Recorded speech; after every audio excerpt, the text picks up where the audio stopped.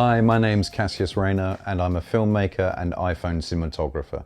So today's video we're going to explore slow motion using Filmic Pro. We're going to find out the reasons we would use it and why we use it.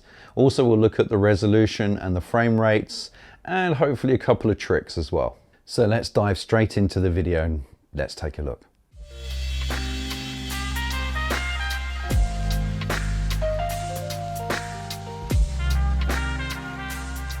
So as filmmakers, we use slow motion for a huge variety of reasons. So it is a really powerful tool to use in film. But it's also really important that you know where you place it and what is its purpose and why is it there. What is it you're trying to get from the audience? What do you want them to hone in on? And what emotion are you trying to evoke in them? So let's take a look at this short little video clip where I'm using a combination of slow motion at 60 frames per second and really trying to draw the audience in on the actual emotions and the pain that the actor's feeling through this clip. So let's check it out.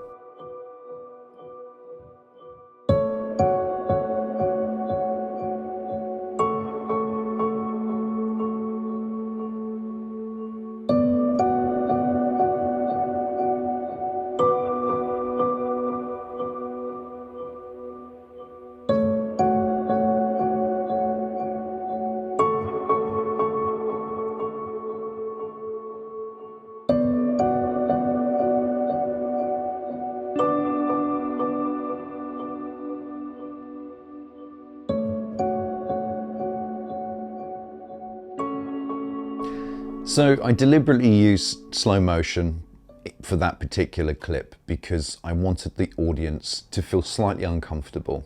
And using the slow motion and that specific lighting, everything's concentrated on what the actor is doing. Your eyes are really fixed to it and you're drawing the audience in because of the slow motion. You're really seeing huge amounts of detail.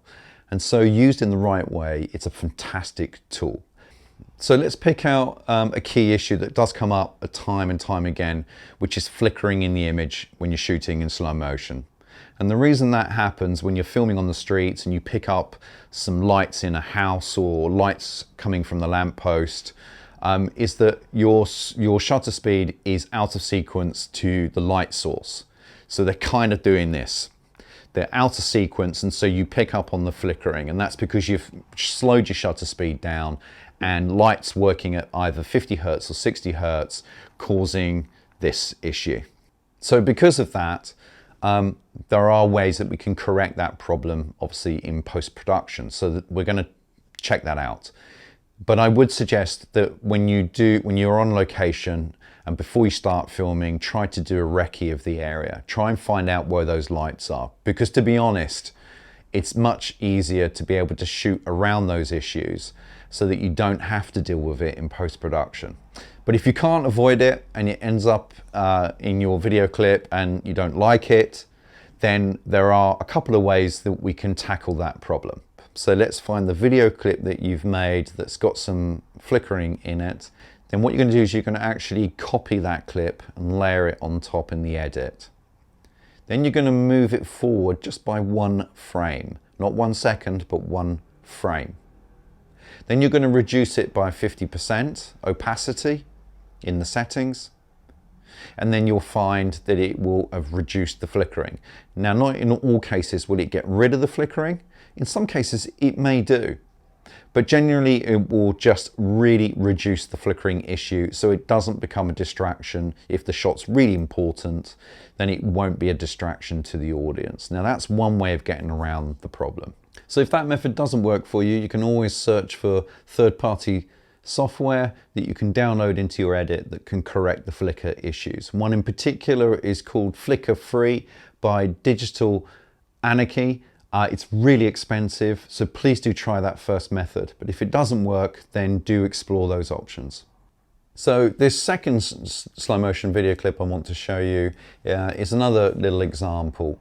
But this is where actually, for me, the flicker works. We're out on location, filming at some train stations and on, obviously, the train itself. And we found that, obviously, with the types of lights that were used in the exteriors, we were getting a flickering issue, and I was very aware that we had a flicker issue in recording. But because of the style and the way that I wanted to film it, I felt, in fact, that it actually was complementing what I was filming. So in some cases, depending on how you're planning, flickering can actually add something to your shot. You don't always have to remove it. It really, really depends on you, and what you want. But for me, in this particular clip, it worked really well, and it was something I was very pleased with.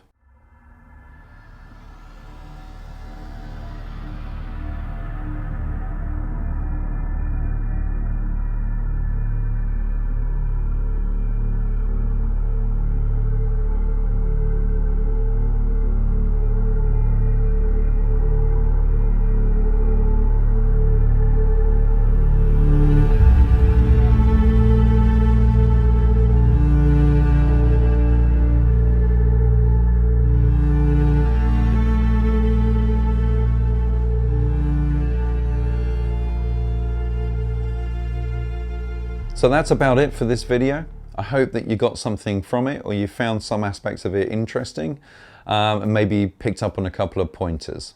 So do remember, Filmic Pro slow motion capability is fantastic, it's amazing, but think about how you're going to use it.